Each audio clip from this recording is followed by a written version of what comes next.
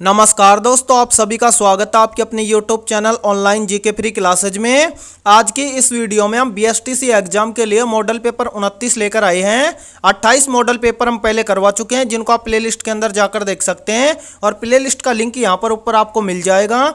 तो यहाँ से आप पिछले मॉडल पेपर जाकर देख सकते हैं और 29वें मॉडल पेपर के अंदर बीएसटीसी एग्जाम के लिए बहुत ही इंपॉर्टेंट क्वेश्चन होंगे।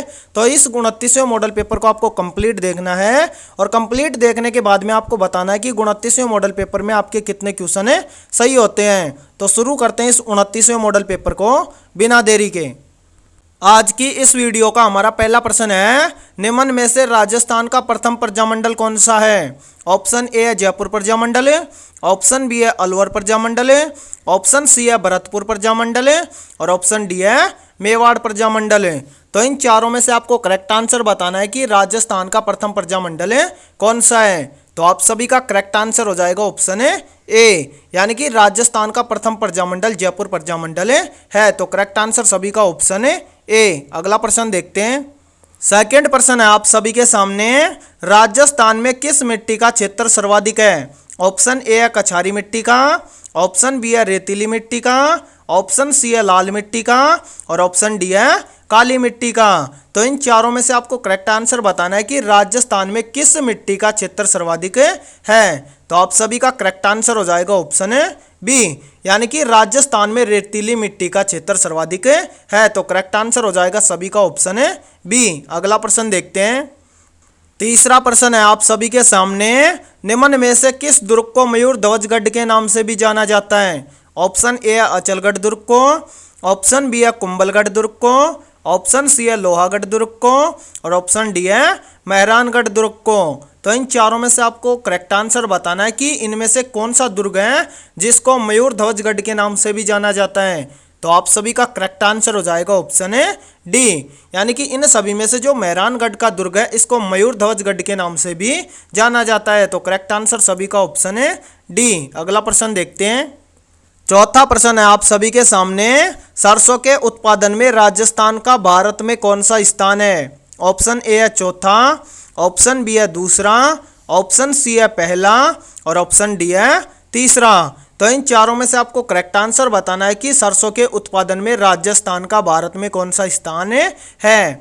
तो आप सभी का करेक्ट आंसर हो जाएगा ऑप्शन सी, यानी कि सरसों के उत्पादन में राजस्थान का भारत में पहला स्थान है। तो सभी का करेक्ट आंसर ऑप्शन सी। अगला प्रश्न देखते हैं।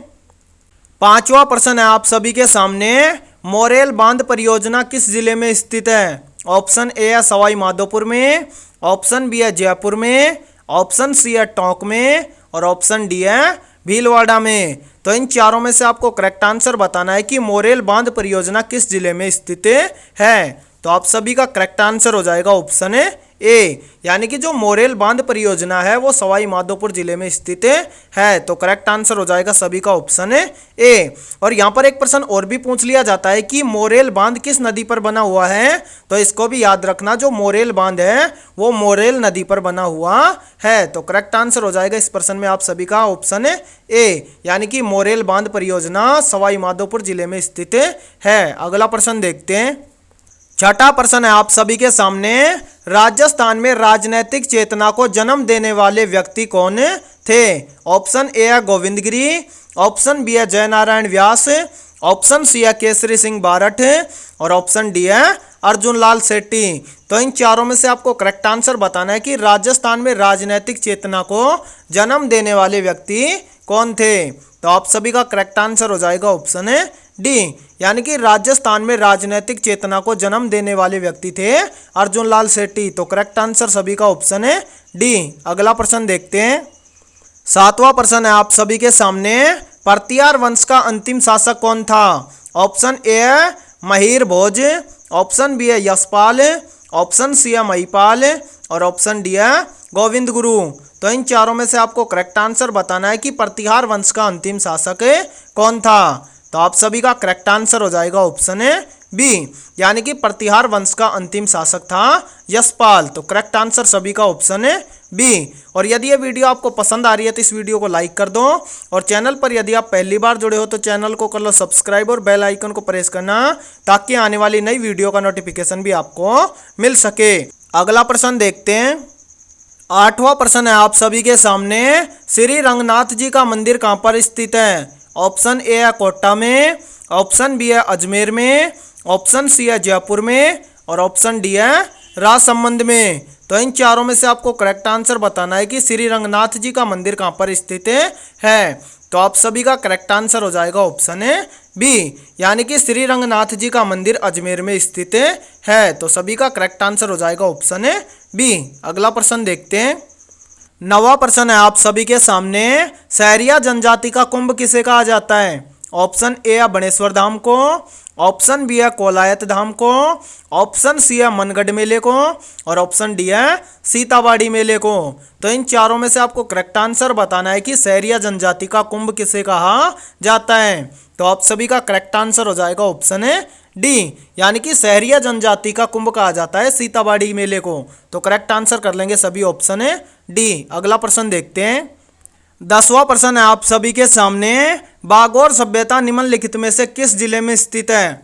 ऑप्शन ए है अलवर में, ऑप्शन बी है भरतपुर में, ऑप्शन सी है भीलवाड़ा में और ऑप्शन डी है अजमेर में। तो इन चारों में से आपको करेक्ट आंसर बताना है कि बागोर सभ्यता किस जिले में स्थित है। तो आप सभी का करेक्ट आंसर हो जाएगा ऑप्शन है सी, यानी कि जो बागोर सभ्यता है वो भीलवाड़ा जिले के अंदर स्थित है। तो सभी का करेक्ट आंसर हो जाएगा ऑप्शन है सी। अगला प्रश्न देखते हैं।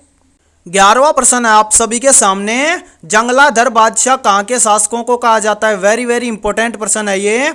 ऑप्शन ए है जयपुर के शासकों को, ऑप्शन बी है बीकानेर के शासकों को, ऑप्शन सी है अजमेर के शासकों को और ऑप्शन डी है चित्तौड़गढ़ के शासकों को। तो इन चारों में से आपको करेक्ट आंसर बताना है कि जंगलाधर बादशाह कहाँ के शासकों को कहा जाता है। तो आप सभी का करेक्ट आंसर हो जाएगा ऑप्शन है बी, यानी कि जो जंगलाधार बादशाह हैं वो बीकानेर के शासकों को कहा जाता है। तो करेक्ट आंसर सभी का ऑप्शन है बी। अगला प्रश्न देखते हैं।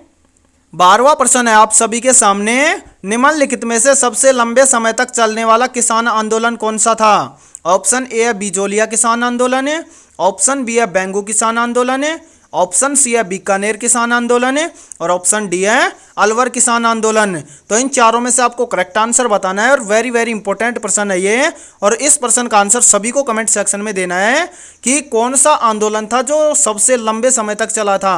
तो आप सभी का करेक्ट आंसर हो जाएगा ऑप्शन है ए, यानी कि इनमें से जो बिजोलिया किसान आंदोलन है ये सबसे लंबे समय तक चला था। तो करेक्ट आंसर सभी का ऑप्शन है ए। अगला प्रश्न देखते हैं। 13वां प्रश्न है आप सभी के सामने, जवाहर बुर्ज किस दुर्ग में स्थित है? ऑप्शन ए है चित्तौड़गढ़ दुर्ग में, ऑप्शन बी है लोहागढ़ दुर्ग में, ऑप्शन सी है कुंभलगढ़ दुर्ग में और ऑप्शन डी है जूनागढ़ दुर्ग में। तो इन चारों में से आपको करेक्ट आंसर बताना है कि जवाहर बुर्ज किस दुर्ग में स्थित है। तो आप सभी का करेक्ट आंसर हो जाएगा ऑप्शन है बी, यानी कि जो जवाहर बुर्ज है वो लोहागढ़ दुर्ग के अंदर स्थित है। तो सभी का करेक्ट आंसर हो जाएगा ऑप्शन है बी। और यहाँ पर पूछ ले कि लोहागढ़ दुर्ग कहाँ पर स्थित है, तो साथ में इसको भी याद रखना, जो लोहागढ़ दुर्ग है ये भरतपुर के अंदर स्थित है। तो करेक्ट आंसर सभी का ऑप्शन है बी। अगला प्रश्न देखते हैं। 14वां प्रश्न है आप सभी के सामने, राजस्थान की पहली महिला मंत्री कौन थी? ऑप्शन ए है गायत्री देवी, ऑप्शन बी है सीता देवी, ऑप्शन सी है कमला बेनीवाल और ऑप्शन डी है उपरोक्त में से कोई नहीं। तो इन चारों में से आपको करेक्ट आंसर बताना है कि राजस्थान की पहली महिला मंत्री कौन थी। तो आप सभी का करेक्ट आंसर हो जाएगा ऑप्शन है सी, यानी कि राजस्थान की पहली महिला मंत्री थी कमला बेनीवाल। तो करेक्ट आंसर सभी का ऑप्शन है सी। अगला प्रश्न देखते हैं। 15वां प्रश्न है आप सभी के सामने, मेवाड़ की आंख किस दुर्ग को कहते हैं? ऑप्शन ए है सज्जनगढ़ दुर्ग को, ऑप्शन बी है अचलगढ़ दुर्ग को, ऑप्शन सी है चित्तौड़गढ़ दुर्ग को और ऑप्शन डी है कुंभलगढ़ दुर्ग को। तो इन चारों में से आपको करेक्ट आंसर बताना है कि मेवाड़ की आंख किस दुर्ग को कहते हैं। तो आप सभी का करेक्ट आंसर हो जाएगा ऑप्शन है डी, यानी कि इन सभी में से कुंभलगढ़ दुर्ग को मेवाड़ की आंख कहते हैं। तो करेक्ट आंसर कर लेंगे सभी ऑप्शन है डी। आज की इस वीडियो में इतना ही। वीडियो पसंद आई है तो इस वीडियो को जरूर लाइक करना और चैनल पर यदि आप पहली बार जुड़े हो तो चैनल को कर लो सब्सक्राइब और बेल आइकन को प्रेस करना, ताकि आने वाली नई वीडियो का नोटिफिकेशन भी आपको मिल सके। और 15 में से आपके कितने क्वेश्चन सही हुए हैं सभी को कमेंट सेक्शन में बताना है। कल मिलते हैं ऐसे इंपॉर्टेंट क्वेश्चनों के साथ।